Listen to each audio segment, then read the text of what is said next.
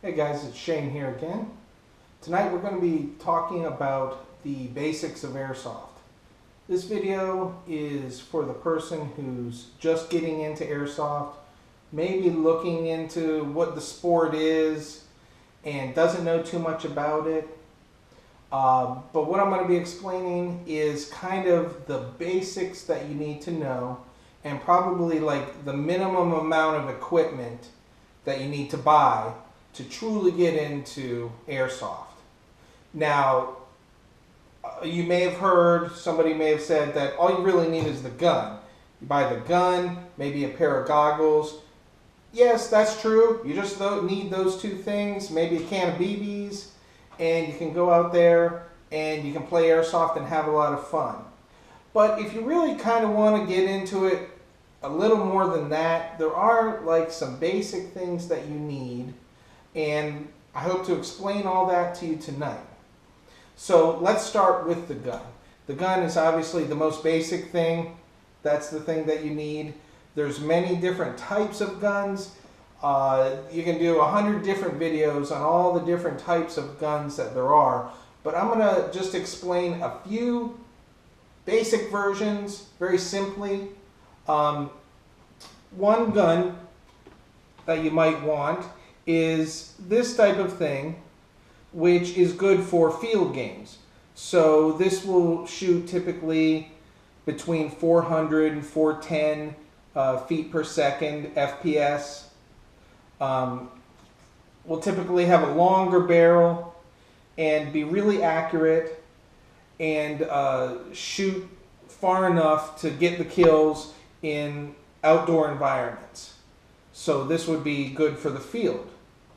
Then we have another type of gun here, which would be good for indoor environments. This is typically shooting around, anywhere from 320 to 350 FPS.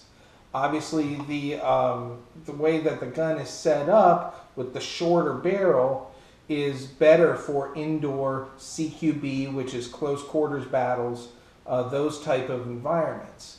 So you have to kind of think, okay, where am I going to play the most? There are some guns that are good for both environments. You could take this indoor gun and go out to the field. You're not going to have the range of the people that are going to have the 400 FPS guns with the longer, more accurate barrels, but you could take it out there. Something I don't recommend doing, however, is taking the field gun into the indoor environment, because you're shooting way too strong. You're just going to hurt the people that are there. You're going to leave them bleeding. So I don't recommend that. So that's the gun. Oh, I can mention too that there are some accessories that you may want to get for the gun, but these are not necessary. There's stuff like red dot and holographic sights, vertical grips or angled foregrips up here in the front, things like mock suppressors. There's a million different ways that you can customize your guns. Not necessary, but it makes them look cooler.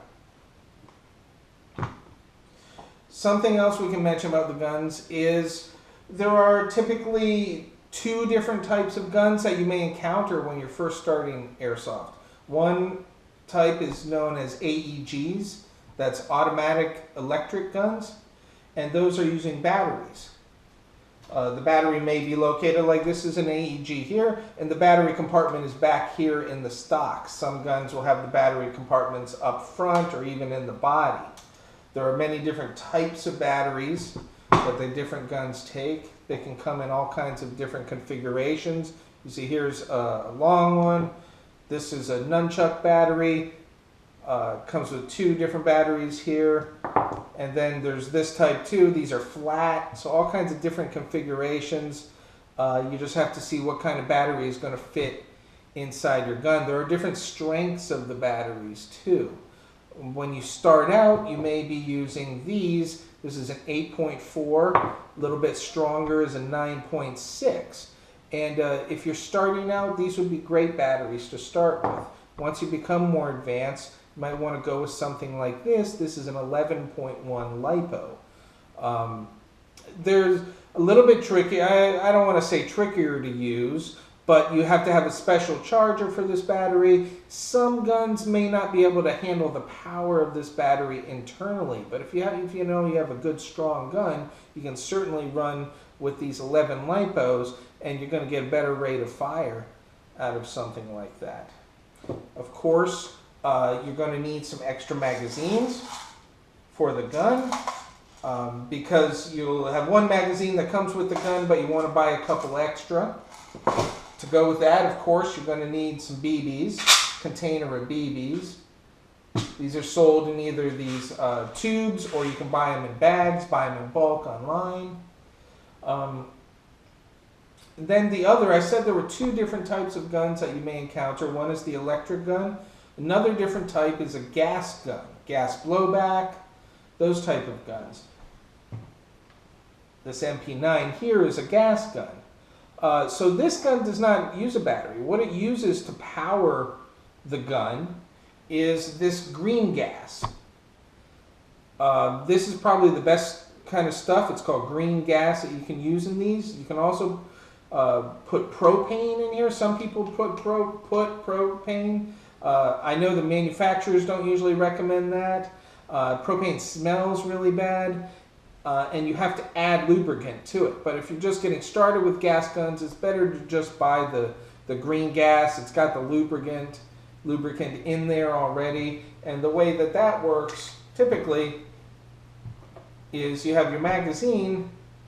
The green gas will just be fed into the nozzle in this magazine. You put this on here for about 10 seconds. Then you have your green gas inside the magazine, and you can shoot the gun. So you're foregoing having to worry about the batteries that way. And either way, you know, they all have their pros and cons.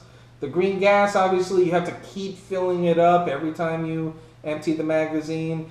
The batteries, they last a good long while. You can go out there most of the day with just one charged up battery and be playing all day. An optional thing, it's obviously not necessary, is a sidearm, something like a pistol. But, you know, that's just optional, not necessary. If you do get one, it'll come with one magazine, and you'll maybe want to get a few more magazines. If you do go with the battery guns, the AEGs, something you will need is a smart charger. The guns, when you buy them, most of the time will come with just a regular wall charger, and those are all garbage. As soon as you get them, throw them away, and this is a necessity, and get a smart charger. Basically, you can plug this in, hook up the battery, and it kind of regulates how much juice it's giving to the battery, and once the battery is full, it will then go down to, it will trickle in the juice just a little bit, bit by bit. And it's much better for your battery. I've heard all kinds of stories about how these batteries, if they're getting charged up with just the regular wall chargers, how they become way too hot, they can become damaged. It's no good for your battery. So you get the smart charger. That's pretty much a necessity. Some other things. Here's the goggles. This you have to have. This, all fields will require you to have full seal face goggles. But there's other things that you really want, and I consider all these things necessary as well. One is the face mask. This is just a mesh material. It protects your face. It's going to protect, obviously, the skin of your face and nose and cheeks, but it's also going to protect your teeth, your ears. This is a necessity. Something that's very popular is this type, which is just, they call it a half face mask. It's just around the mouth and the nose, but I would recommend going all the way and getting the one with the ear protection as well. For your head, there are things like this. This is what I recommend, is a helmet. You know, you can go with, there's any number of just caps, regular caps, ball caps, military type caps that you can wear. And those are gonna, be good most of the time, especially say if you're out in the field and you're getting hit from longer ranges. This will probably be okay, but really, especially if you're in closer environments, I really like the helmet. BBs can hit this thing and it's not gonna damage your forehead, it's not gonna damage your head or anything. These really help out a lot. All these things, the face mask, the goggles, the helmet, you can wear them all completely comfortably. Don't worry about that. Nothing's going to, be uncomfortable when you're wearing all that stuff. It all fits together perfectly. Something else is gloves. You'll want to go about getting some gloves because getting shot in the knuckles really sucks. That hurts a lot. So I have the full finger gloves. They have protection along the fingers, along the knuckles, so you want a pair of those. As far as what you wear on your person, as far as your attire, just wear some camouflage, some dark clothing if you want to, but again, this is not the basics. This is not necessarily necessary. You can go out to different stores or even online and buy the Army type uniforms, the BDUs, the battle dress uniforms, in any different camo pattern, Navy, Army, Marines, whatever. You can buy all the different camo patterns. Again, that's not necessary, and I'm going over just the basics here. What you would want to get, though, something that I do consider a basic, is something like this. This is just like a chest piece, tactical chest gear. Because you want to hold the extra magazines. You won't be running around with just one magazine in the gun. You'll really want something like this. This is very basic. To be able to hold the extra magazines here, maybe your pistol magazines if you go with a sidearm, your dead rag, your communications, all different stuff that you might get into later on, but at least the very basics is to hold the magazines, and it actually provides a little protection here in the chest and on the back.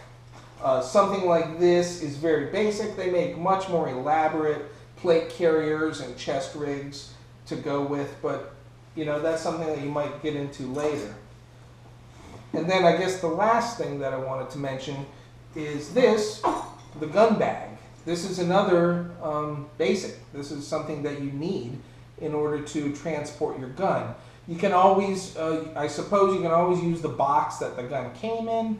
That can be cumbersome or whatnot, but you definitely don't want to be taking the gun around out in public, especially if you're like me and you've taken off any kind of orange tip. But even with the orange tip, I would not recommend taking this gun out in public. Somebody's going to mistake this for a real weapon. So I would definitely recommend going with the gun bag.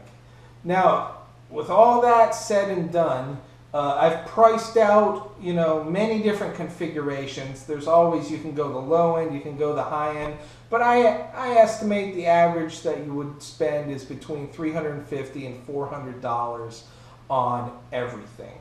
You might go with a gun that's anywhere between $150 and $200.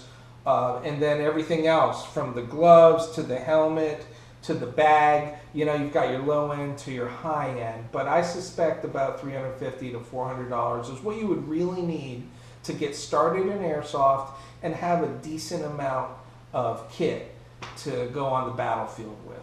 So that's it for today. I hope I've given the new player or the new person wanting to get into Airsoft, I hope I've given you some good information that you can use this guide to get started in Airsoft. All right, guys. Thanks for subscribing. Thanks for liking. I'll see you later.